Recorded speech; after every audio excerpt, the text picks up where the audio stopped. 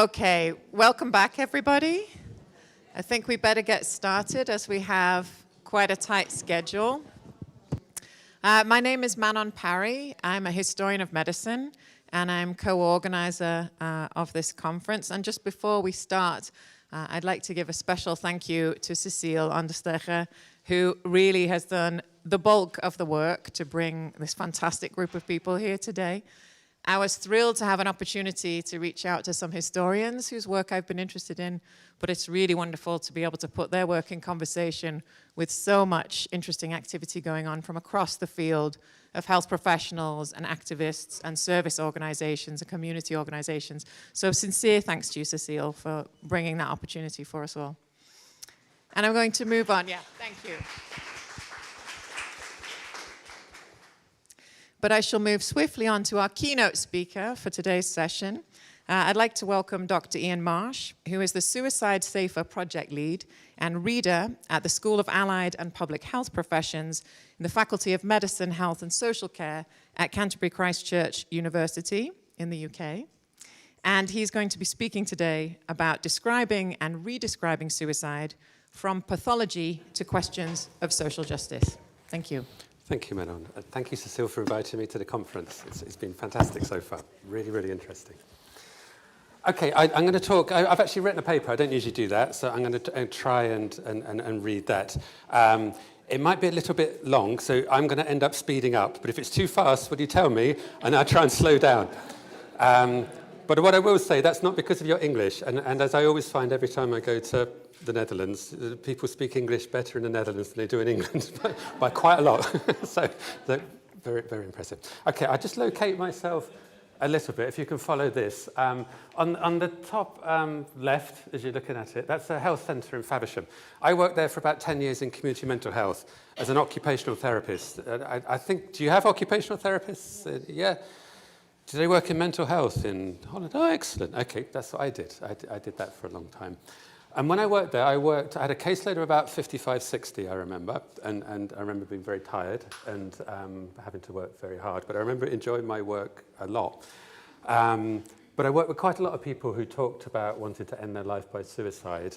And what kind of struck me when I was working with people over this 10-year period of time was that people's description of their own kind of thoughts around suicide and the reasons why they were thinking about suicide didn't fit very well with the kind of reasoning and the way we framed it as a mental health team. We kind of had a very, I think, reductionist kind of medicalized view of suicide that didn't really fit that well with the descriptions of the people I was working with. And it bothered me quite a lot. And it bothered me mostly because there was a friend I was living with, and his brother died by suicide. And his brother was a service user, a patient under the team I was working. And he had lots of kind of issues, but they weren't all mental health issues. A lot of them were kind of broader than that. And yet when we talked about his death as a team, it was kind of very much conceptualized as this was to do with his mental health and what was going on in his head. And it bothered me enough for me want to do some research around it. So that's what I did. And when I was doing some research for a PhD, I kind of came across some critical theory, and part of that was kind of critical history. So I'm going to try and talk about that a bit today. When I finished my PhD, it got published, which was good. It was nice to be published. But it also meant it got published around the world. So part of the outcome or unintended consequence, in a way, of doing that research was it puts me in touch with lots of people around the world that were also thinking about suicide from a kind of critical perspective. Okay, so there's people that have lived experience of suicide and bereavement by suicide, but also people that have kind of studying politics, social justice activists, indigenous peoples, narrative therapists, critical queer theorists, anthropologists, lots of people outside the mainstream of suicide prevention were also thinking about suicide and didn't feel like they had a place within mainstream suicide prevention. So we set up our own network. So we have this critical suicide studies network that we work with. And we've looked at kind of what is critical suicidology, what is, what if you think about suicide as a kind of social justice issue rather as a mental health issue, what are the consequences of that? And that's what I try and unpack a little bit in my paper. I also do research which is, I think, probably more mainstream for, mostly it's been around methods. So I've actually worked a little bit with the Dutch railways as well as the ones in the UK. around preventing suicide on railways, also with the national highways, and East Sussex is a coastal area where there's a cliff, there's high rates. So I also do research around suicide in public places and specific methods, and I might talk a little about this. Okay, I'm going to start reading, and just wave at me or shout if it's too fast or it doesn't make sense. Yeah, okay. Well, maybe not every line, maybe occasionally shout at me if it doesn't make sense. Okay. In this paper, I will briefly outline a history of thought and practice in relation to suicide since the late 19th century and reflect on how an understanding of that history might form a ground for a critical history of the present in relation to suicide. I will then look at critiques of current ways of understanding and responding to suicide, put forward by the Critical Suicide Studies Network, and how these might open up spaces for thinking about suicide in alternative ways. As an example of this, I will outline what a political or social justice approach to suicide might look like, and discuss how this approach could offer possibilities for new ways of approaching the issue. I would also outline critiques of suicide prevention practices that focus on suicidism, the notion that suicidal people experience marginalization and oppression due to their desire to die. And I think there's been some really interesting work recently calling into question the notion of prevention as necessarily the correct approach when working with suicidal people, that maybe we need to kind of critique prevention itself as an idea. And if I have time, I'll talk about that. Okay, so if we trace a history of suicide from about 1880 to the present day in terms of thought and practices, it has arguably been dominated by what I call a compulsory ontology of pathology. That is, we have come to think about suicide largely in terms of individual mental illness and practices of risk assessment and management, diagnosis, treatment, confinement, observation, and restraint within medical psychiatric spaces, such as psychiatric hospitals and mental health units, and formerly asylums. And these have come to be naturalized as necessary and effective responses, with prevention as the guiding principle. The emergence and development of this medical psychiatric style of thought in the 19th century can be read in terms of the formation of a particular regime of truth in relation to suicide, one centering on an understanding of suicide as arising as a consequence of individual pathology. Although other views, philosophical, moral, and religious, continue to be aired, and the process of medicalization piecemeal and complex, it is this thought style and related practices, confinement, constant watching, restraint, etc., that come to dominate over the next century or more up until the present. This particular regime of truth has undoubtedly opened up possibilities for understanding and managing self-destructive thoughts, desires, and acts, but equally, it is also troublesome in terms of its assumptions and effects. And I think an individualized, internalized, pathologized, depoliticized, and ultimately tragic form of suicide has come to be produced with, I believe, alternative and potentially more useful interpretations of acts of self-accomplished death, marginalized or foreclosed. So these discursive practices, it's a diagram, you kind of, it's what Foucault would call a kind of dispositif or an assemblage, how it kind of works together, discourses, what gets done, and the kind of institutions that kind of dominate certain ways of managing social problems. So these discursive practices position suicidal individuals as almost invariably mentally unwell, and thus not fully responsible for their actions. Instead, clinicians are taken to be the responsible, accountable, and possible culpable agents in relation to the suicide of a patient. And that's the other thing when I worked in mental health services, when I did, is that the day I finished working in mental health services and went into university, I felt a huge weight lift from my shoulders, because I think that constant anxiety about the death of a suicide and being held accountable for that is very anxiety-provoking for clinicians, I think. And I think this underemphasizing of the agency of the people with a desire to die and the concomitant overstating of the agency and reach of mental health staff serves neither well nor fairly. In my experience, this often creates tensions, anxieties, and an aversion to or a detached acceptance of risk for staff, and a sense of powerlessness and a lack of validation of their desires and actions for those who are suicidal. Whilst not ignoring or discounting the often supportive and life-saving work that does occur within a structure, relationships can also emerge which are oppositional and distrustful. So I think it's problematic how kind of we end up having to relate as mental health clinicians to suicidal people within this kind of assemblage, if you like. So whilst there is, so thinking about critical history, how might history kind of help us unravel this a little bit? Whilst there is undoubtedly coherence and logic to what we could call a mental health approach to suicide, and it provides a compelling narrative to many, its dominance and the assumptions embedded within it are somewhat problematic. So how might history be of use to opening up the topic so that alternative, potentially more useful understandings can arise? Criticising dominant forms of thought can be difficult. Strong normative forces can be at work, and the vocabulary and concepts we draw upon are often more constraining and liberating. So written through are they with accepted meanings. The truths of suicide as an act of pathology are often forcibly set out and defended, are embedded in authoritative texts such as national suicide prevention strategies, WHO guidance, research published in the main journals, guidelines for media reporting, and campaigns such as those around zero suicide. But I think it's perhaps here that history can be utilised to call into question the presumed naturalness, inevitability, and usefulness of such views. And for me, I found the work of Michel Foucault quite useful. And I think for Foucault, historical analysis needs to follow certain principles in order to function as a form of critique. And I think if we think about the history of suicide, following some of these principles, it opens up space for other ways of thinking. So I think his studies were guided by a consistent anti-essentialism, particularly in relation to questions of human nature, a skepticism towards all anthropological universals, indeed to all universals, was a necessity if history was to have a critical function.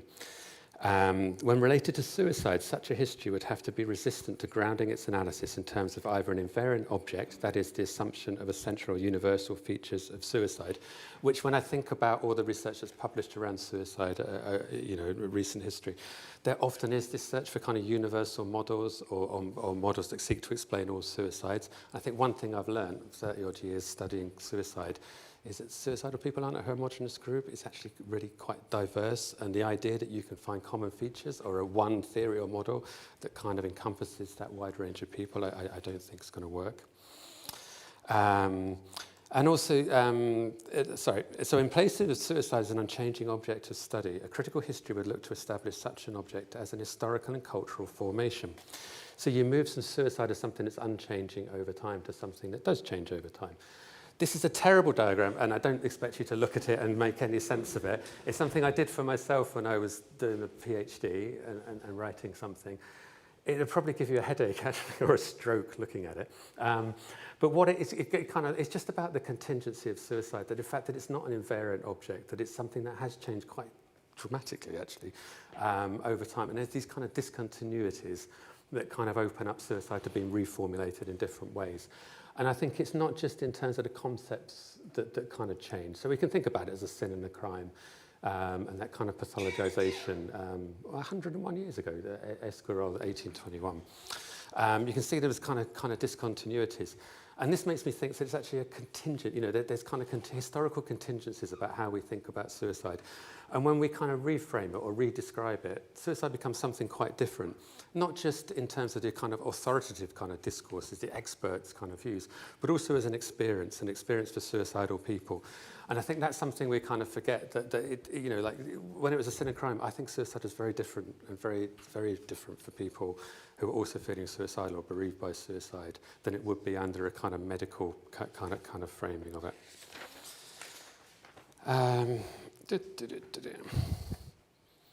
Yeah, and okay, I'll skip this bit a little bit, but I think, and again, the other thing I think is interesting about that kind of medicalisation, that early 19th century medicalisation, is I don't think it was based on science. It was framed in kind of scientific, kind of medical kind of discourse and drawing on that vocabulary.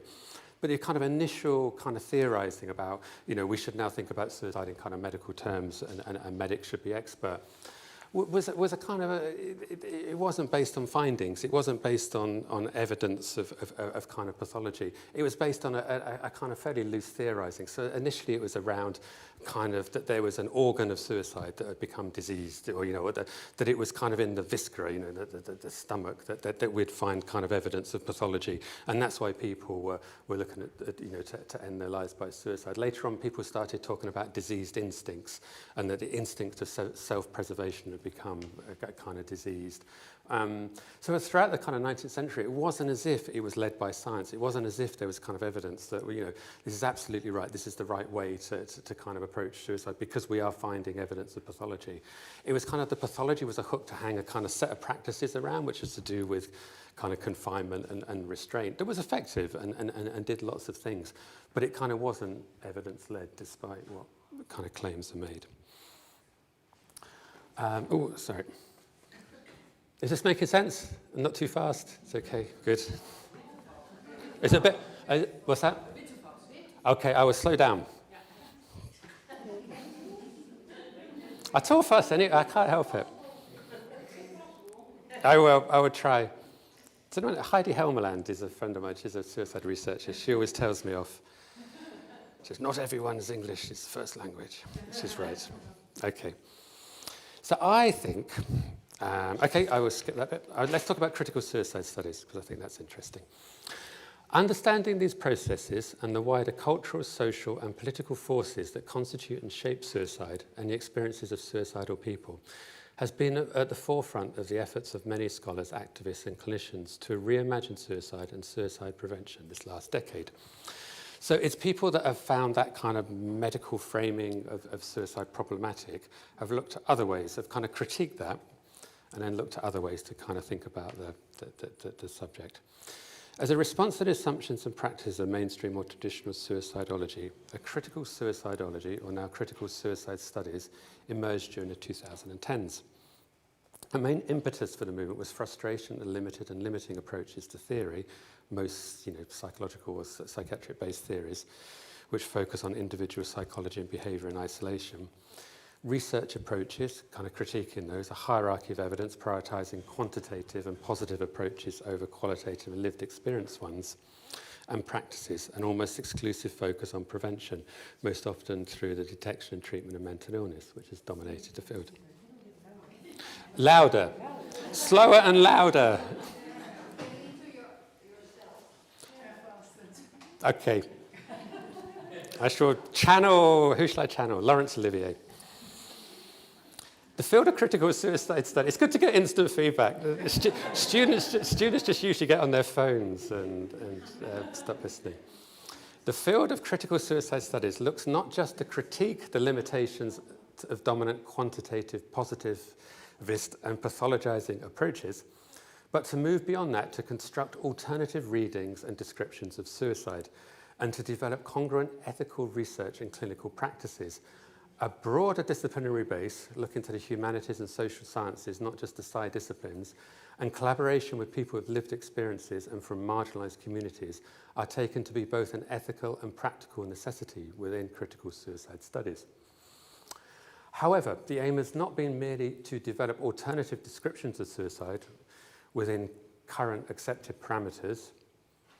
There's usually those involving a focus on individual mental health risk factors, causation and prevention, but to explore what understandings of and responses to suicide can be constructed within an expanded framework which doesn't take current notions and practices of prevention to necessarily be the best approach to understanding, supporting and working with people with a desire to die.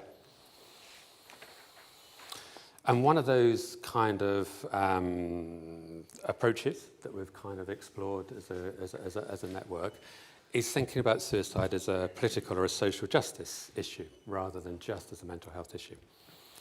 So such a focus on the historical and cultural formation of suicidal subjectivity. So not taking suicidal people as being an unchanging object you can study and get exact knowledge of, but taking kind of suicide as actually a cultural project, a product that each age and kind of society produces its own kind of types of suicide. If you take that as a starting point, then that creates possibilities for exploring what could be considered the politics of suicide.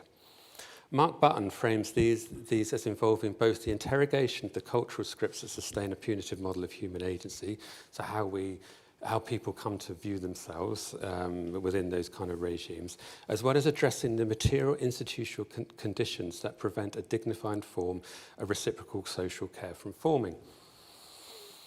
I just unpacked the second one a little bit. So the second one opens up consideration of what a social justice approach to suicide would look like, a move away from psychocentric, as in, centering the psyche as the main issue, from psychocentric understandings, the reduction of human problems to flaws in individual body minds, of suicide, to approaches which centre more on questions of exclusion and oppression, politics, stigma, relations of power and hate. A social justice approach moves beyond traditional sociological or social determinants of health perspectives. For while a relationship between suicide and various forms of social disadvantage and marginalisation has been long recognised by researchers, a social justice approach posits that behind these issues and inequalities are also socio-political drivers or forces, including colonialism, racism, heteronormativity, patriarchy and downward economic mobility, that also influence patterns and rates of suicide around the world. These social facts of suicide tell a political story, a story or a series of stories that is frequently punctuated by marginalisation, persistent public policy neglect, cultivated indifference and bad faith. And the basic question is, how come we don't think about suicide as a political issue? What kind of forces are behind that? So given that social facts of suicide have been long established, we can legitimately ask why is it that a more explicitly political and social structural narrative around suicide has not previously emerged? Or put another way, why it is that knowledge of the relationship between various dimensions of inequality and suicide has not led to a more organised or systematic political response within global suicide prevention efforts. And one answer, which I've argued, is that for nearly 2 centuries, the dominant way of framing the issue has been as an individual mental health problem. And this has strongly shaped the ways in which suicide is conceptualised and responded to in practice. So I think that individualising, that kind of responsibilisation of individuals around their mental health and framing the issue of suicide as an individual mental health problem has actually prevented us from actually addressing some of the structural and systematic and systemic kind of issues that lie behind suicide. So a social justice approach seeks to understand, am I nearly at where am I? Where's Manon? Am I okay? Excellent. Okay, thank you. Should be right. A social justice approach seeks to understand the complex interactions between various social pathologies, inequality, intergenerational poverty, racism, sexism, heteronormativity, marginalisation, stigma and social isolation, and individual or group experiences with suicidality. As such, a social justice approach to suicide requires that scholars, policymakers and practitioners investigate the underlying and often overlooked connections that link the rising rates and disproportionate concentrations of suicide within specific populations to the wider social, political and economic conditions bearing on individual lives. And it's quite interesting, Bert, talking about the 2008 financial crash, because I know in the UK, in the 2 years after the financial crash, there was over 1,000 more than expected suicides within the UK population. And they were concentrated in areas of deprivation and where there was most debt. So I think even kind of empirically, from an epistemological framework, you can begin to map and see that suicide isn't equally distributed. And when you look in fine-grained kind of detail, you can find that that is often to do with inequalities. Okay. I shall now talk about suicidism, because I think that's interesting. I'll just quickly talk about China Mills's work, actually. This is one kind of version of a kind of psychopolitical approach or a social justice approach to suicide. And her work deals with deaths in relation to the welfare or benefit system in the UK. So there's been lots of deaths. We've decided in the UK to create a hostile environment around benefit claimants. And one of her arguments, just really simply, is that we talk about thwarted belongingness and burdensomeness. You know, Thomas Joiner's model, someone had it, you had it up earlier, when you look at kind of burdensomeness. But do we ask the question about how do we create that sense of burden that people experience? And you look at the welfare system and the hostile environment around it, and the newspaper discourses. We have some very right-wing newspapers that talk about scroungers, that talk about people illegally claiming benefits, of being a drain on society. And then is it any wonder that people internalise that and experience a sense of burdensomeness? But when you read it as a psychological problem, that kind of burdensomeness, we don't address the environments we create where suicide becomes more likely and some people become more at risk. And what China's Mills's work has done, I think brilliantly, is kind of make those links between social structures and hierarchies, the kind of what she calls the moral economies of human worth. You know, who we value and who we don't value and who we actively devalue. policy making, like around the welfare system, and actually then you get into the kind of emotional, psychological kind of lives of people, often around experiences of shame and anxiety and deaths by suicide. But it's a top bit also we need to think about.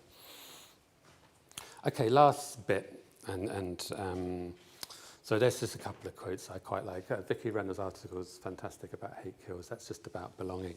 And then the Paul Farmer one, which I think is good. Okay, last few minutes I'll talk about suicidism. A further challenge to dominant ways of thinking and responding to suicide, and another potentially fruitful area of critical historical work, is the idea, most recently articulated by Saartjie Tak and Alexandra Beryl, that the notion of suicide prevention itself is problematic. As previously noted, constructing accounts of suicide and suicidality that run counter to the prevailing prevention narrative and accepted social cultural norms around such experiences, desires and forms of death is challenging. As Saartjie Tak argues, prevention is constructed as the prediscursive truth of suicide outside the realm of what can be questioned, and thus it can be difficult to find acceptable language with which to articulate alternative, such as pro-choice perspectives. Indeed, such is a dominance of the prevention imperative that it can even be hard to grasp what possibilities for thought and action exist outside of its reach. These difficulties are faced by researchers, but also surely more acutely by those experiencing such a desire to die, who are routinely taken to be irrational and other. For Beryl, the silencing and marginalisation of the views and experiences of suicidal people and a lack of access to the theoretical tools needed to understand and explain the oppression they experience represents forms of violence and injustice, which he names suicidism. Drawing on Miranda Fricker's notions of testimonial and hermeneutical injustice, Beryl argues that the judgment of suicidal people as irrational, incompetent, illegitimate or alienated destroys the credibility of suicidal subjects and invalidates their voices. Prevention approaches that rest on notions of irrationality and pathology as explanations for suicide, it is argued, often seem to fail to meet the needs of many people in crisis and distress, or those who live with chronic suicidality. For Beryl, a solution of sorts and a kind of bridge between prevention and acceptance or validation of a desire to die is suicide affirmative healthcare. Here, a non-coercive approach is advocated, one that would offer care and support through an informed consent model, taken for granted that the expert in a decision to transition, in this case from life to death, is the person making a decision. It goes without, this is a quote, sorry, from Alexandra Beryl. It goes without saying that before implementing this approach, it would be important to engage in extensive critical reflection regarding the conditions, regulations, safeguards, and type of accompaniment, as well as the simultaneous social political changes necessary to reduce suicidal ideations. These concrete aspects of a harm reduction approach would have to be determined primarily by and for suicidal people and their allies, mobilising their expertise on suicidality. So what Alexandra Beryl is advocating is quite a radical shift in terms of power, really, and in terms of who are the experts around suicide. And it raises lots of ethical questions, which I won't go into completely here. Okay, I'll get to my conclusions, and then am I all right time? Yeah. Okay, I like this quote from Judith Butler because I think it kind of sums up a little bit about how we end up in these situations where particular ways of thinking kind of dominate. As Judith Butler notes, certain kinds of practices which are designed to handle certain kinds of problems produce, over time, a settled domain of ontology as their consequence, and this ontological domain, in turn, constrains our understanding of what is possible. This is a case, I believe, with suicidology, where the 19th century medicalisation of suicide and the introduction of medical psychiatric practices, identification, diagnosis, treatment of cases in a medical setting, the theorising, the relationship between various and contingent categories of pathology and suicide, and forms of inquiry, mostly epidemiological studies and case studies, have led to a settled, but I think problematic, domain of ontology. Medical scientific discourse has undoubtedly been productive in terms of generating theories, monographs, conferences, etc. But it also limits and restricts to a troublesome degree what can be authoritatively said and done in relation to the issue of suicide. Deaths from suicide have come to be understood as private individual events, largely divorced from social, cultural and political contexts. that is, issues of social justice, practices of exclusion and oppression, politics, stigma, and relations of power. So I think tracing the histories of current dominant thought and practices can help us to understand that our current understandings of suicide and approaches to prevention are based on culturally and historically situated assumptions and notions, for instance, of agency and personhood, as well as what constitutes illness and rationality. Understanding the contingency of contemporary constructions of suicide allows us to shift our focus in attempts to make sense of such acts, as well as responding to people experiencing a desire to die.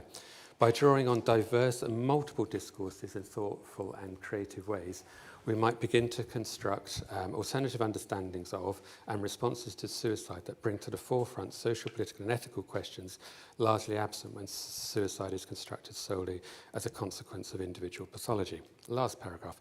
Work explicitly linking suicide to issues of injustice, inequality, exclusion and oppression have more recently emerged out of the Critical Suicide Studies Network, constituting what we call a social, political, social justice approach to suicide.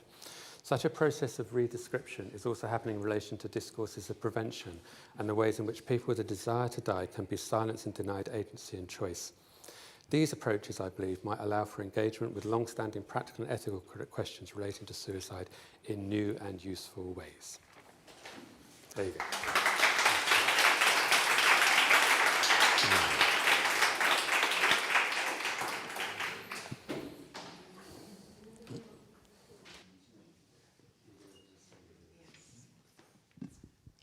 Thank you very much, Ian. And we're going to go straight to a comment from historian Georgina Larragee. And we'll have time for questions later on, but I'm going to read her response because she wasn't able to join us today, but she has prepared some remarks in response to your lecture. Georgina is the Glasnevin Trust Assistant Professor in Public History and Cultural Heritage at Trinity College Dublin. And I'm going to try and do justice to her comments with feelings of intense pressure now about speaking loudly and slowly enough. So let me know how I do.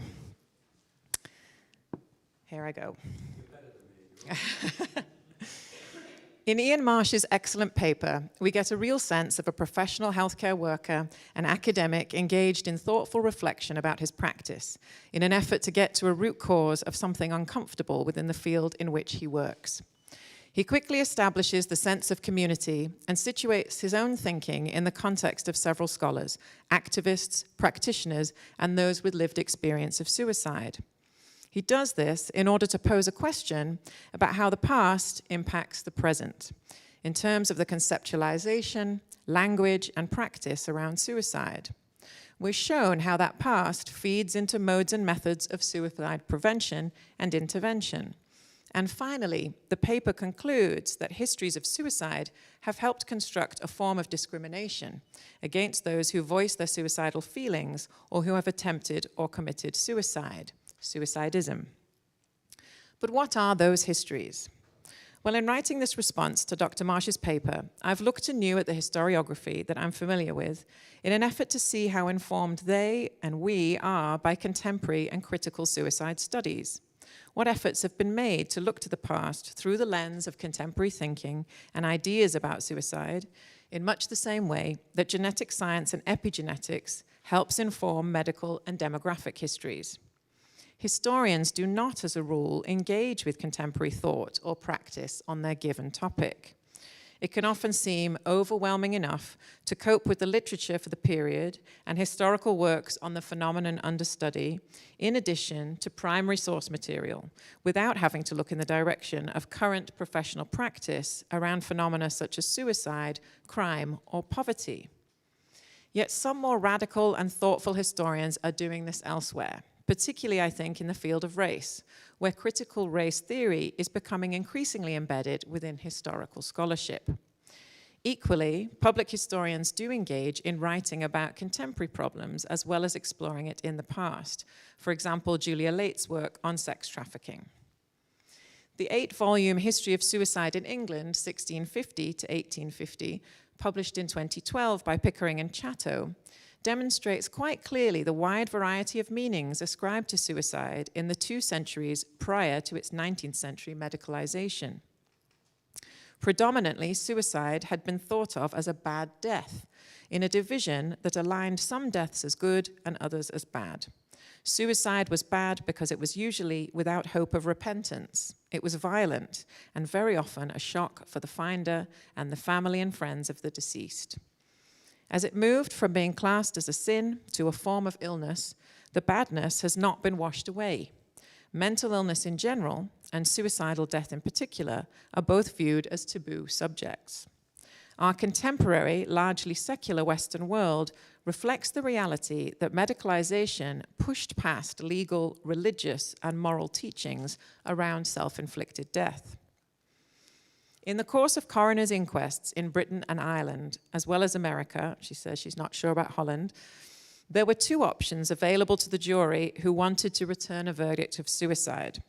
They could claim the deceased as insane, the wording could vary, or that they were felo de se, a felon of themselves, which meant they were sane. In the majority of cases, and from the 18th century, insanity was increasingly ascribed to those who killed themselves, with felo de se being reserved for a small minority of deaths.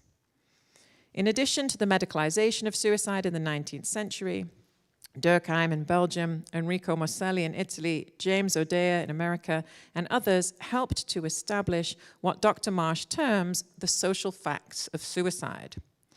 Sociologists and medics alike connected suicide with broader social patterns and groups, who then are identified as having risk factors. But asking why those groups have risk factors is clearly a better question to ask. And I think that is the part of what Ian is proposing in applying a social justice lens to suicide studies. Nevertheless, the dominance of the idea of suicide as the result of individual pathology undermines the application of a social justice lens. Because not everyone who falls into an at-risk group kills themselves.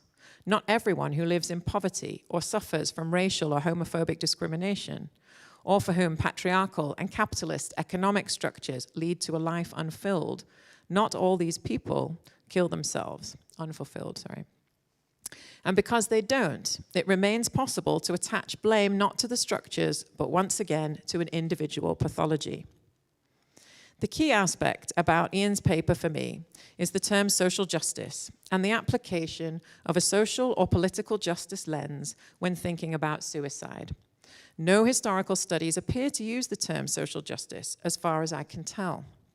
Nevertheless, historians of suicide, in echoing sociologist Emil Durkheim, have connected the individual with broader structures of state and society, looking at institutions like religion and marital status, and through subfields like social history and methodologies like microhistory. Historians such as Olive Anderson in the 1980s, Victor Bailey in the 1990s, early 2000s, and Diane Somerville Miller in the 2010s have attempted to recreate the social meaning of suicide through work which examines intersections of class, gender, race, and age. Possibly the most political, with a small p, work is that by Diane Somerville Miller, Aberration of Mind, Suicide and Suffering in the Civil War Era South, published in 2019. In exploring suicide within certain populations in the defeated states of the southern United States, Somerville Miller examined suicide within enslaved communities and amongst men and women facing economic ruin, as well as the relationship between military service, the nature of war, and suicide. As in most 19th century histories of suicide, the role of temporary insanity is significant. The majority of those who killed themselves were viewed by a coroner's juries as insane. Historical studies have reflected and perhaps contributed in part to the hierarchical responses to suicide.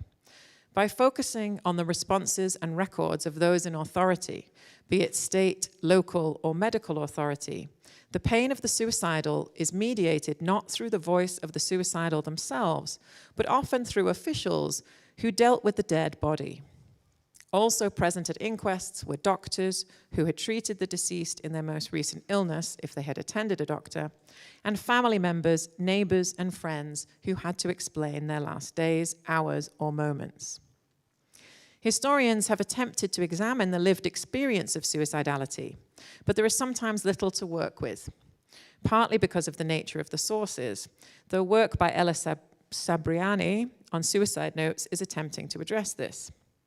But I wonder if historians' reticence about the voice of the suicidal themselves has been in part because we arrive at the topic from a social and cultural context in which suicide continues to be viewed as pathological. Living as we do in an era of risk assessment, crisis management, and care plans, it's perhaps difficult to view it in any other way. Historians have recognized that the connection with temporary insanity was contingent rather than essential. It was a product of religious, moral, legal, and subsequently medical frameworks. In many ways, the coroner's inquest as a forum for medico-legal knowledge creation probably assisted in the establishment of professional psychiatry, or at least it created a public acceptance of doctors as mediators of knowledge about mental illness.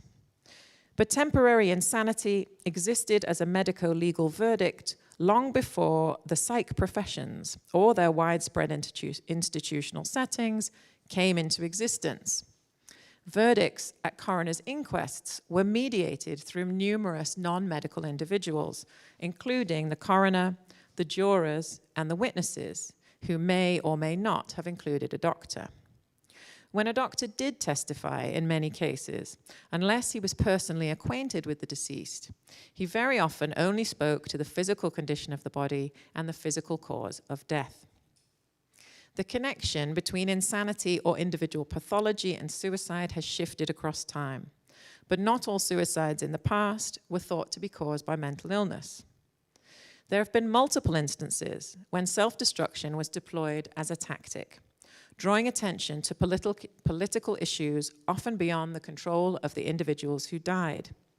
However, such deaths have tended to be viewed by historians as a minority action or behavior, outside the bounds of what is considered a typical suicide. Examples of this include Roman soldiers wishing to die with honor after defeat in battle, the suicides of French revolutionaries who faced the guillotine in the 1790s, the suicides of Irish revolutionaries who faced execution, and hunger strikers in India, Ireland, and elsewhere. Alongside those obviously politically motivated suicides, which occurred at a time of significant challenge to the political and governmental status quo, were those who killed themselves whilst crossing the Atlantic on slave ships, suicides among enslaved populations in Caribbean and American plantations, and suicide within various militaries. These I consider to be political suicides with a smaller p, related to the power of the individual within specific legal and social contexts.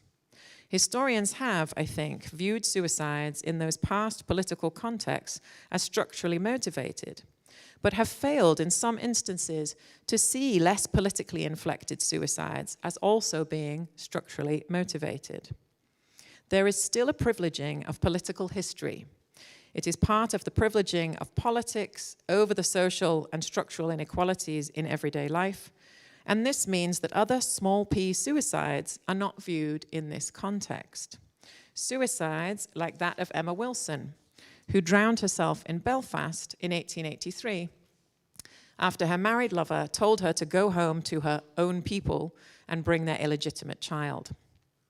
At the end of the inquest, after the jury had returned an open verdict of found drowned, the coroner asked how far the provocation would have affected her mind. A juror declared to applause that there was no insanity about it. When I read Ian's paper, Connecting Suicide and Justice, this case came to my mind. The certainty for the jury that there was no insanity in Emma Wilson's mind when she drowned herself reveals that even within the constraints of the coroner's court, popular opinion and attempts at popular justice emerged very vocally and publicly. However, these ideas connecting justice, suicide, and insanity did not bubble up to challenge the hegemonic view that saw a connection between suicide and mental illness. We have no way of knowing why Emma Wilson drowned herself, but in understanding the shame if she returned to her own people, as well as the options available for a young single mother in 19th century Belfast, we can begin to see the shape of Emma's vision for herself and her future, and how absolutely hopeless and bereft she must have felt. As a historian working with cases like Emma's, it's a real privilege to respond to Dr. Marsh's paper, because we get a real sense here of the value of history and understanding of the past, and the significance of seeing individuals in their broader social and cultural contexts. Understanding historical context and contingency enables those working in the field today to open up space, as Ian says, in order to redirect some of the existing ideas and practices around suicide and suicide prevention. But equally, historians can benefit hugely from availing themselves of the work of critical suicide studies in order to approach historical cases and detect individual expressions of serious social pathologies. Taken to its most radical endpoint, critical suicide studies could be viewed as permitting suicide in cases that are thoughtfully and carefully considered, within established parameters, in the same way that euthanasia is permitted. However, Marsh does warn that suicidal subjectivities over time within unjust systems would continue, but be masked by approved processes of consent. The application of a social justice lens requires not only embedding lived experience into a shared vision for how to respond to suicidal ideation, but that the processes creating those responses must also be viewed through the lens of social and political justice. Dr. Marsh's paper reveals a paradigm shift within suicide studies that advances the vision of critical suicide studies, emerging alongside other movements within the health and public health arena, practices and campaigns like harm reduction within addiction studies and the disability rights movement. In working with people directly affected by the issue at hand, and through a justice and human rights lens, coercion, discrimination, and judgment are removed from the processes of working with sufferers. And while Dr. Marsh hasn't used this phrase, there are echoes in his paper that critical suicide studies is adopting a nothing about us without us vision, which has emerged from historical movements that espouse democratic values of inclusion, representation, and participation. In detailing the ontology of pathology, the critical history, the contingency of ideas about suicide in the past, the effects or truth effects of this, Marsh and others have developed a new field of inquiry predicated on disassembling historic ideas, practices, and language in order to impact current policy, prevention, and practices around this. In adopting a political or social justice lens, he provides food for thought for everyone working in the field of suicide studies.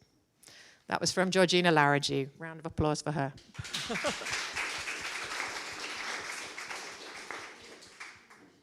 Would you like to reply now? I will write to Georgina and say thank you. That's very generous. That's brilliant. I've learned from that. So. All right, we'll have time for reflections on Ian's presentation and Georgina's comments after the next speaker. For now, I would like to welcome Chris Millard. Do you want to set up your presentation and I'll introduce you?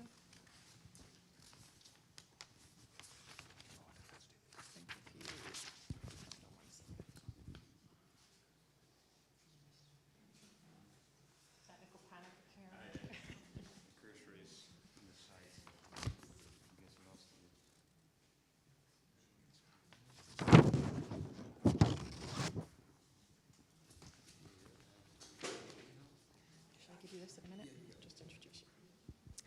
All right, thank you. Moving swiftly along, our next speaker is Dr. Chris Millard, who is Senior Lecturer in the History of Medicine and Medical Humanities at the University of Sheffield, and he will be speaking on suicide, attempted suicide, and self-harm in 20th century Britain, historical, institutional, and conceptual confusion. Thank you, Chris. Hello.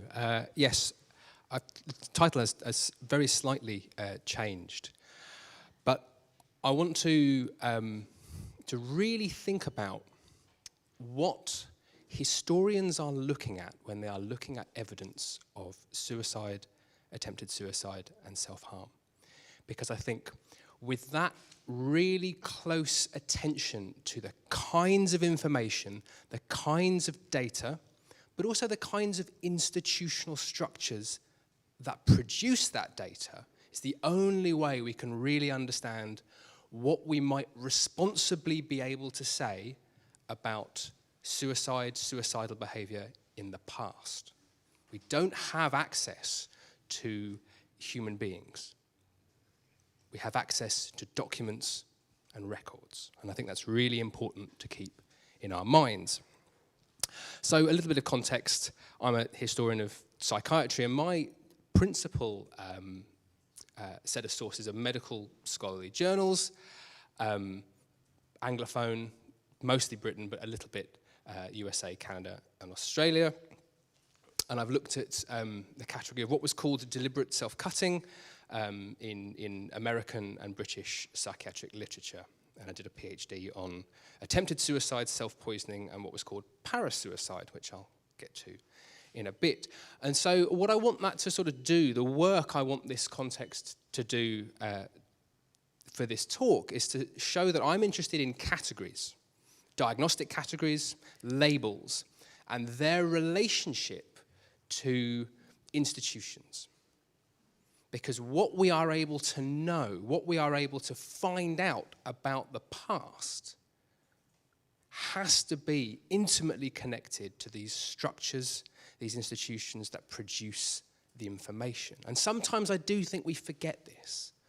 I don't think that this is a surprise to anybody, but sometimes when we write about suicide in the past, we forget about the specificity and the partiality of the information that we have. And I think that I want us to really work through and appreciate the consequences of this partiality when talking about suicide, self-harm, and attempted suicide.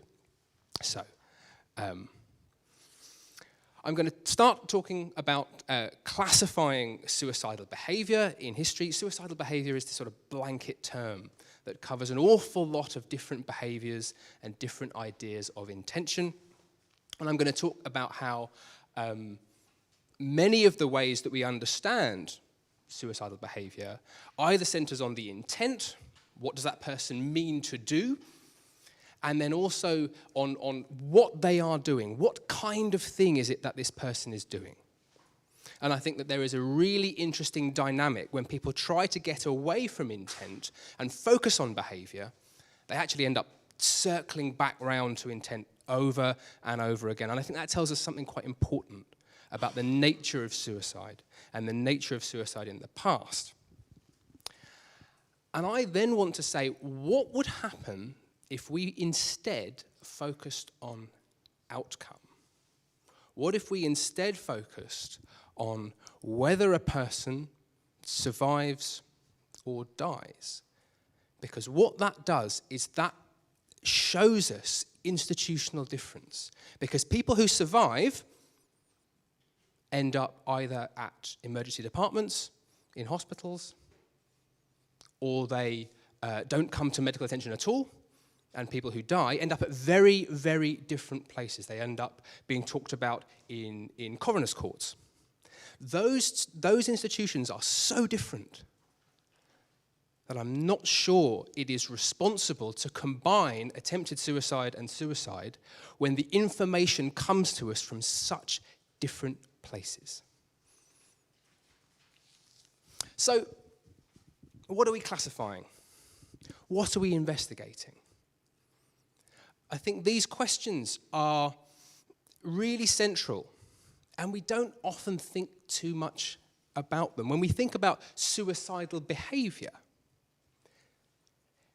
we're talking about behavior that looks to us like suicide, but might not have the intent to die. That's one of the things that self-harm really shows us. The emergence of self-harm, or the sort of contemporary object of self-harm, is only really emerging in the 1960s in North American psychiatry. You can project it further and further back if you like. My personal opinion is that our contemporary idea of what self-harm is comes from the 1960s. And then we think about, well, whose opinions matter in these classifications and these investigations? I work very much on medical journals, and they're written in a very authoritative, very detached way. And I think what I'm interested in is how people have used classifications. I'm not interested in whether they're right or wrong, actually, and I'm not really interested in trying to adjudicate between them. I'm interested in why people use certain classifications in certain contexts. What work do these classifications do? What do they allow people to see, but what do they close off? How is our vision structured by these categories, by these classifications?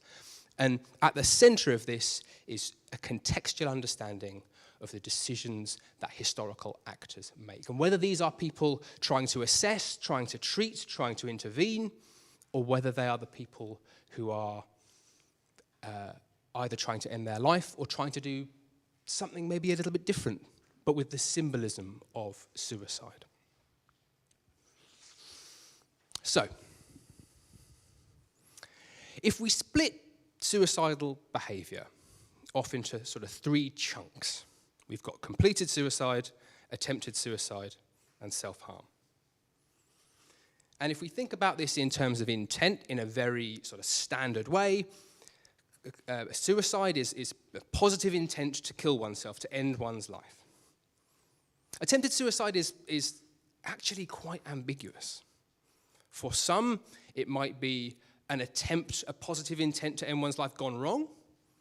But for others, it might be read as a kind of communication, a kind of expression of distress, or an expression that one doesn't care whether or not one lives or dies, a sort of abdication and a risk take. And so there isn't a settled intent either way, and then self-harm is behavior that seems to either clinicians or the practitioner to be harmful, but is not aimed at ending life. So all of these definitions, they circle around intention. What does this person intend? And often one of the narratives around self-harm, and especially self-cutting, is this positive intent to regulate emotional tension or emotional turmoil instead of trying to end life. And it's been mistaken, or it was mistaken in the 1950s and 1960s in Britain. It was mistaken as somebody trying to end their life when actually what they were trying to do was to regulate their emotional tension by cutting.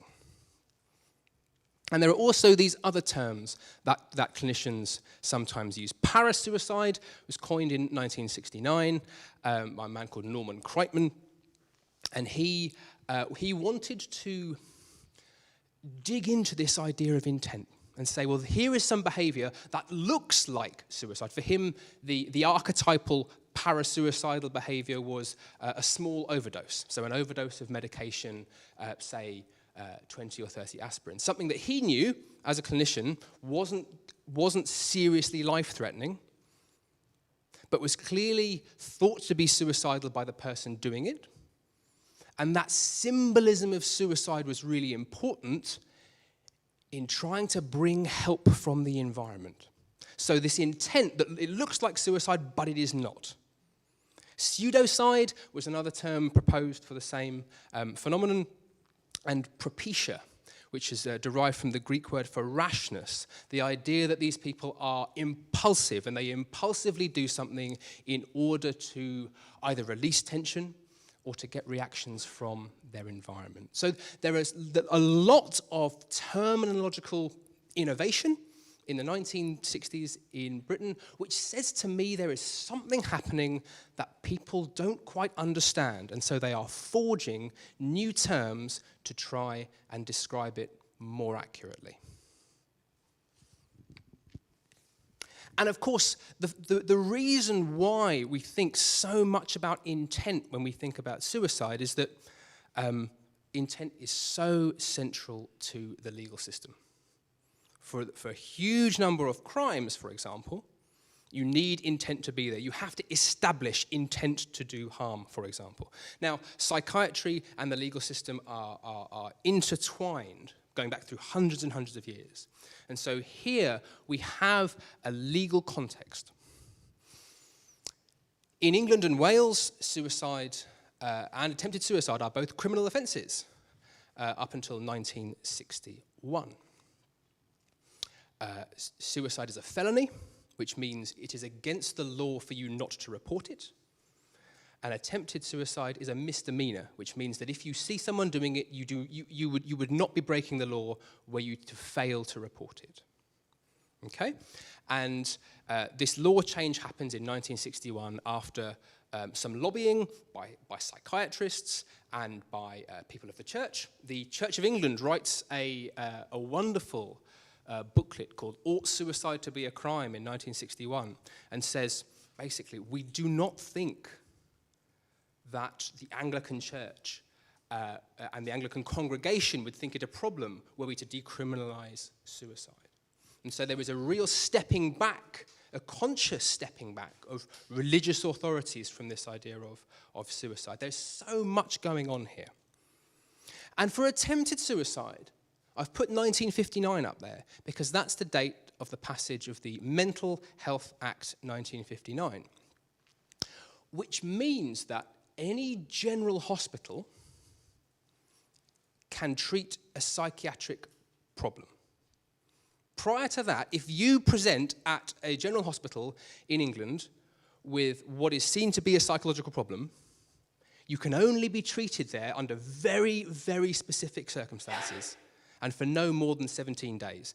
After those 17 days are up, you're either transferred to the asylum, to the psychiatric hospital, or you're sent home. So there is an enormous set of barriers at psychiatric treatment at general hospitals. And this is removed in 1959. And one of the things, of course, about attempted suicide is that it has a very physical aspect to it. If one has slashed one's throat or one's wrist or taken an overdose, there is a physical problem to be dealt with as well as then a psychological one. But the physical one predominates. You don't send somebody who's taken 50 aspirin to have a psychiatric interview until you've treated them physically. So there is a really important crossover and conflict here between a regime of mental health care and a regime of physical health care. And this, again, is changing. And one of the things about intent is that you can get the wrong outcome, is what I put up there. You can get the wrong outcome. And what I mean by this is somebody can intend very seriously and very genuinely to end their life, but not be able to do it. If you take 500 vitamin C tablets intending to end your life, it's not going to have that effect. But the intent was there. And in the same way, somebody can attempt to elicit help from their environment, and it can go wrong, and they can cut themselves more deeply than they intend, and they can end up dying when that wasn't their intention. So intent is really, really complicated, and I don't think it gives us the key to understanding what we can say about suicide in the past. It's so ambiguous, it's so difficult to get a handle on. And so Erwin Stengel was a psychiatrist in Britain in the 1950s who began to do work on what he called attempted suicide.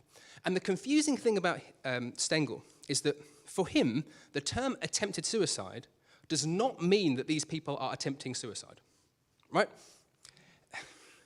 This really confused me.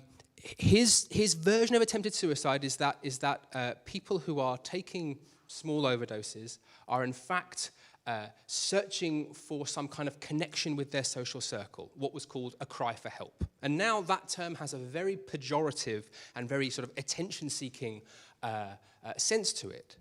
For Stengel, that wasn't pejorative. That was something that needed to be listened to. But he called it attempted suicide, when he was also very clear that suicide, the ending of life, was absolutely not what people were actually attempting.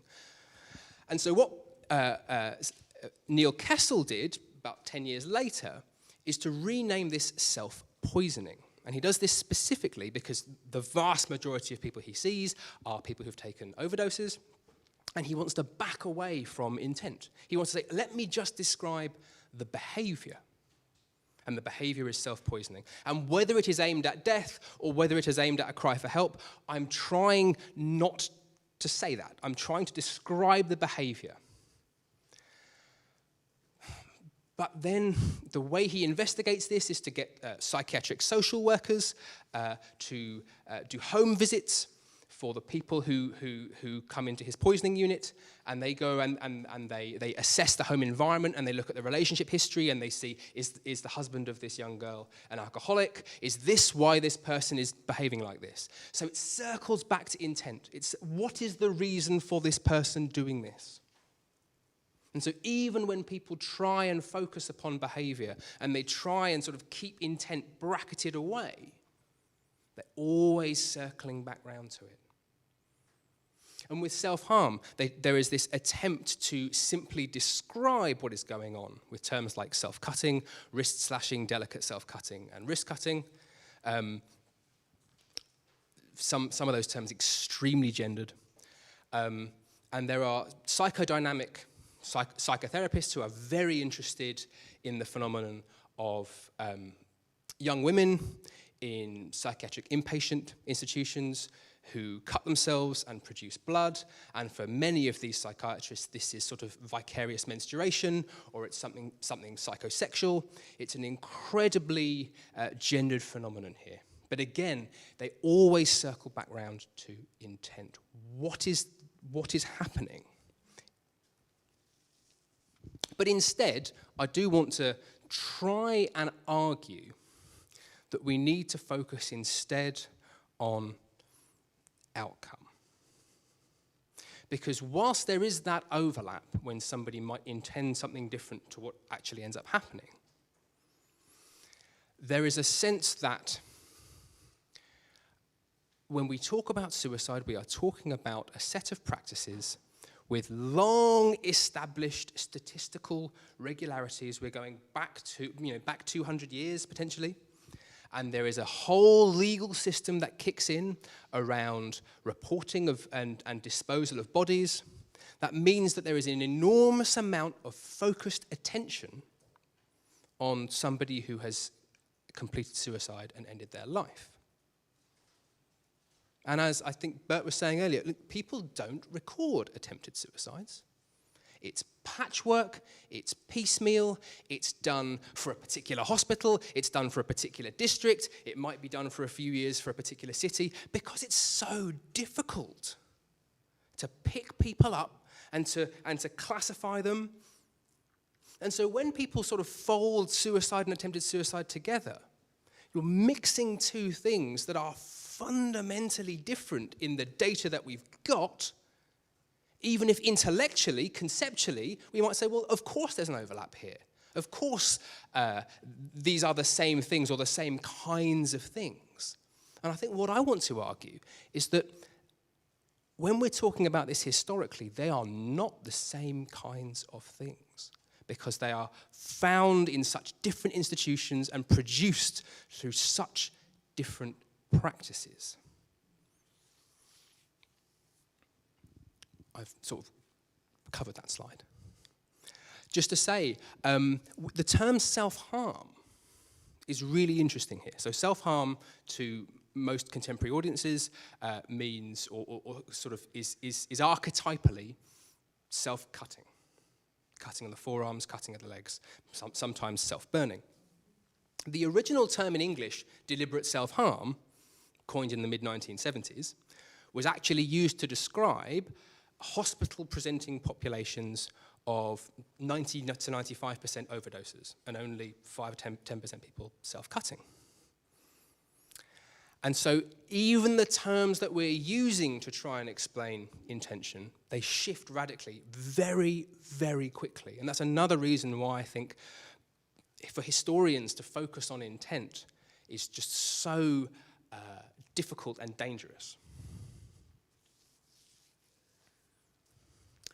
So, as I hope I've been sort of clear, I'm much more interested in how knowledge about these behaviours gets produced, what are the constraints under which it is produced, than I am about sort of trying to classify this or that person in the past, or to have an argument about suicide statistics or attempted suicide statistics.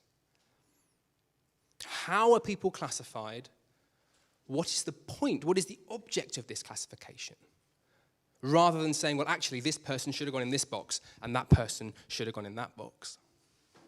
And I think that if we can focus on institutions, we're much closer to something that reflects the partiality, the fragmentary nature of the documents that we have. So what? Who cares? As two questions much favoured by one of my PhD examiners, which was an interesting experience. I don't think that we should forget about behaviour totally. You know, the reason that self-poisoners, for example, predominate at accident and emergency departments over people who cut themselves is because, well, there is much less knowledge about what a safe overdose is than there is about what certain cuts look like if they need medical intervention. So if someone's taken 15, 20 paracetamol, they're much more likely to be taken to A&E just to be checked out than somebody who has made a few cuts on their arm. That can be treated at home, that can be treated with first aid. That doesn't actually need to come to a medical professional. So there are clear reasons why certain behaviours predominate in certain places. But just to sort of wrap this up, I think when we combine different kinds of information, when we combine sort of coroner's court records with accident and emergency studies, it is possible to do interesting things. But I think it's also possible to forget the fundamental difference between the kinds of data that are produced in a legal context where people can be compelled to appear and speak about a particular death in a coroner's court, compared to an extremely brief psychiatric assessment by a liaison psychiatrist who's rushed off their feet and they get marked as a tick in a box. And I do think that historians have been particularly what's the right word? I was going to say callous, and that actually is too much. Certainly careless at combining suicide, self-harm, and attempted suicide together. The idea, for example, that men commit suicide more than women, but women self-harm more than men. If we combine these rates together, we'll get something that will make sense. And I don't think that that is actually particularly robust as a historical method. And I just want to finish then by sort of repeating myself for one final time, that we must pay attention to the institutional and practical ways that data that comes to us as historians. If we pay attention to how it's produced, we'll be in a much better position to think about what we might be able to say about it. Thank you.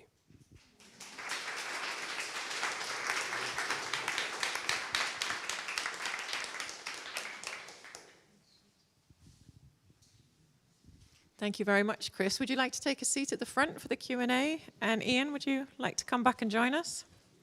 I'll get you a different microphone. Yeah, I can't answer for Georgina, but I can maybe draw some comments. Do we have comments or questions from the floor first?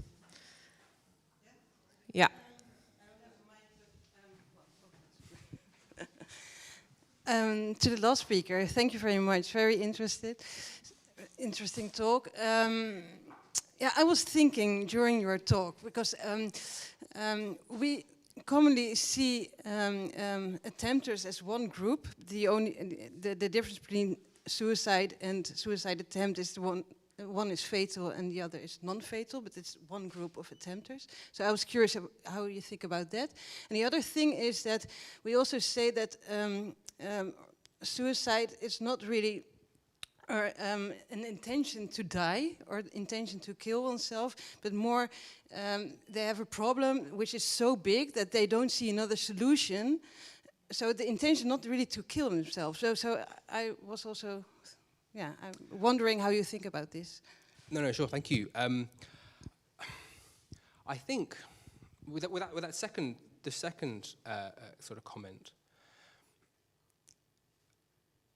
legally, when suicide is a crime, it absolutely has to be an intent to kill oneself, and I think this is a conflict between the clinical idea of what, or the psychosocial idea of what a suicide might be or might mean, and that legal definition. You know, suicide is a very heavily legalized term. I would say it's even more legal than medical. And that's where that intent sort of comes in. And I think that absolutely now, suicide can be seen as a response to a problem that is insoluble or thought to be unsolvable. But it exists in that sort of legal framework that prioritizes intent, even if we don't quite realize it. I think the Judith Butler quotation that Ian had up was actually really useful. When you sort of when you have a space, and the space in which suicide sits, it carries that idea of intent with it, even if we don't want it, even if we would rather not have it, and even if we think it's inappropriate. I think it is still there. With the first question, I think, obviously you're absolutely right. Attempters don't die, and people who commit suicide do. But that is a tautological definition. That tells us nothing about intent or behaviour, right? Because there is a sense in which that can be down to complete chance, or that can be down to a mistake. And so I think, and it puzzles me, and I'm trying to sort of think it through, and I don't think I have an answer, but I do think that more focus on the practicalities of attempting suicide and suicide is really helpful. Thank you. I see another question over here.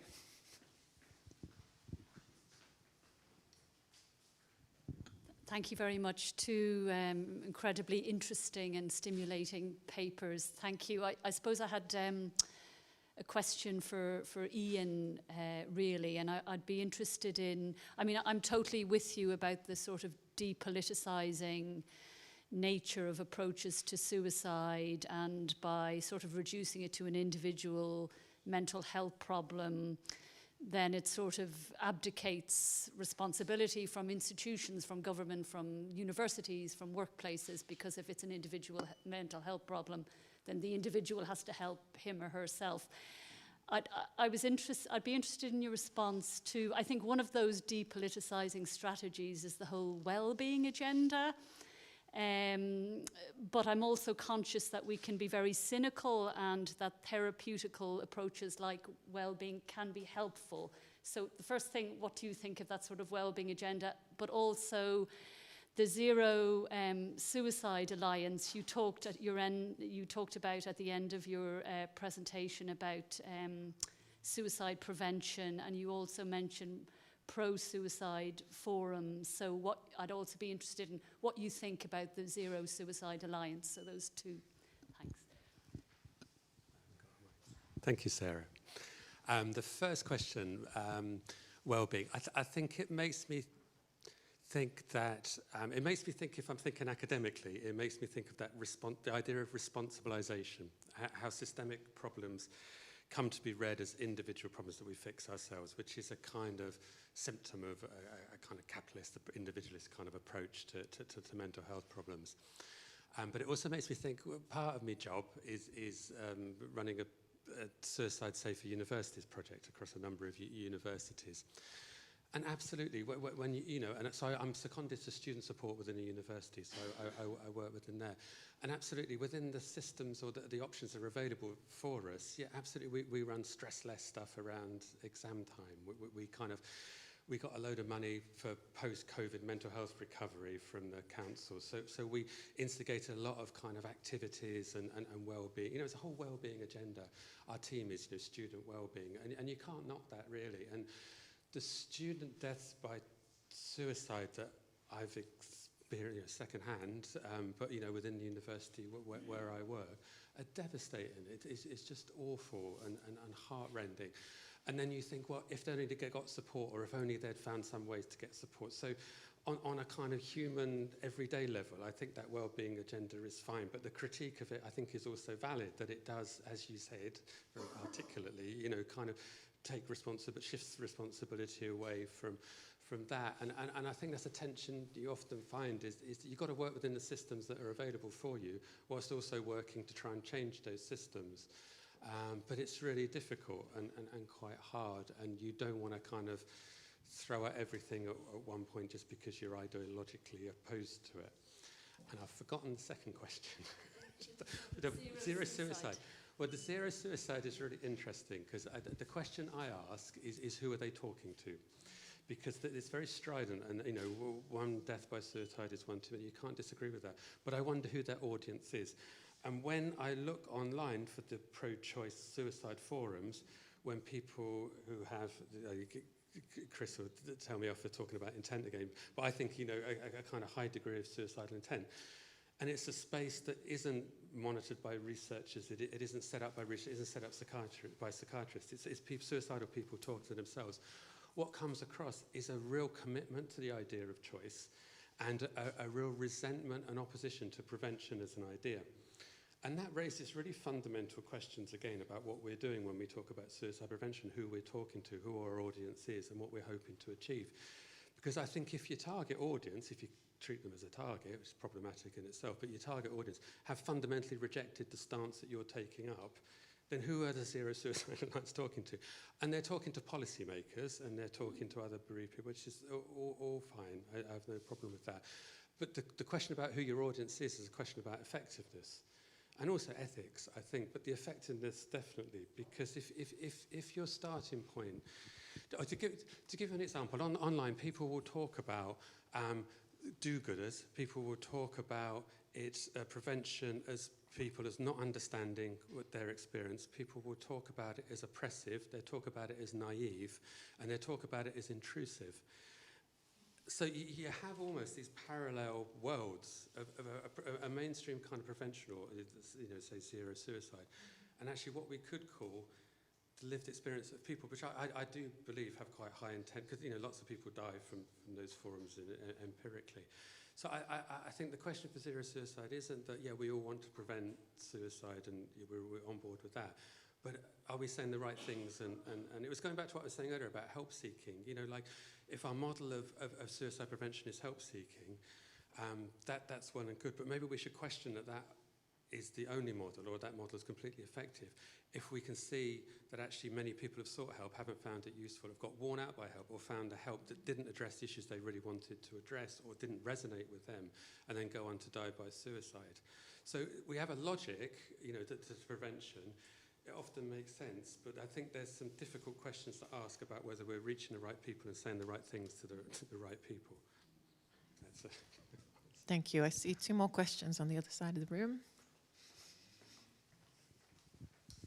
Sorry, I was going to say, Sarah already asked one version of my question, and Ian answered it. So Okay, please, I'll move on. Thanks. Yeah, my question's for Ian as well. It kind of just struck me when you were talking about the kind of individualization and pathologization of suicide that we have at the moment, which I completely agree with. But how do you think that tracks with the idea of suicidology being so influenced by Durkheim, which was very much it's a social fact. It's not entirely individualized. So there seems to be a conflict there of it, how it's developed into the kind of like individualization kind of thesis. Yeah, and what I think is that the predominant, it's just about spaces, and I think that what I often say is you know, if you start telling people you're suicidal, where do you end up? You don't end up talking to a sociologist, you end up talking to a doctor, and you end up probably, if you keep telling a doctor, you end up with a psychiatrist, and if you keep telling a psychiatrist, you'll end up probably in a mental health ward. So I think there's that practical aspect to it. I also think, and I've talked to a few different sociologists, and there's some sociologists doing some brilliant work that isn't just about the kind of social facts about suicide, but it does have that. That's why I talk about it as a kind of political justice or political kind of response to suicide, because I think you can go certain distance with a social determinants of health approach, and it will drop inequalities. But I think in terms, I'm not always sure that's effective. I think we know that and have known that since Durkheim, probably before and certainly afterwards. And sociologists have been saying it for a long time. So we know about inequality, but how come it doesn't change? How come that isn't at the forefront of kind of prevention issues? And so I think that's why it becomes a political rather than a social facts or a sociological kind of issue.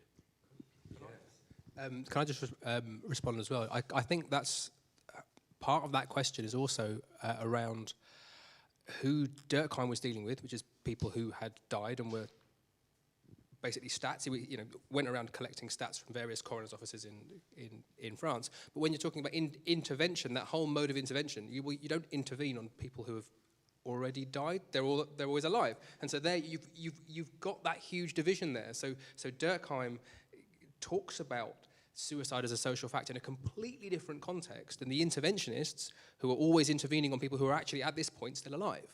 And that, I think, not to drag everything around back to that point I was shouting about, but I do think that is an important difference between those two conversations about suicide. Other questions or comments in the room?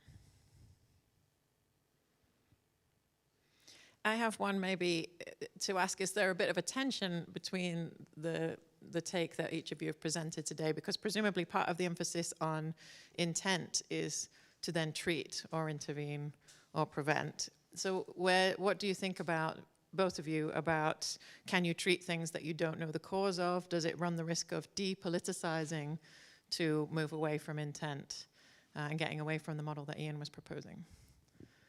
Are you at war, basically, or not? I mean, just a very brief response. I absolutely think you can treat things that you don't understand the cause of. I think, treatment for schizophrenia, right? We don't know what causes schizophrenia. I think treatment is a very sort of heterogeneous assemblage of things you might do or you might say to somebody, and I think that you don't need to know very much about something in order to try and help, and I think that's really true around suicidality, actually, that you don't have to know an enormous amount about it to be able to do a bit of help. But the problem, I think, then comes, and this is where I think Ian and I agree, is that if you keep doing that, you will miss some of the negatives, you will miss some of the consequences of what you're doing.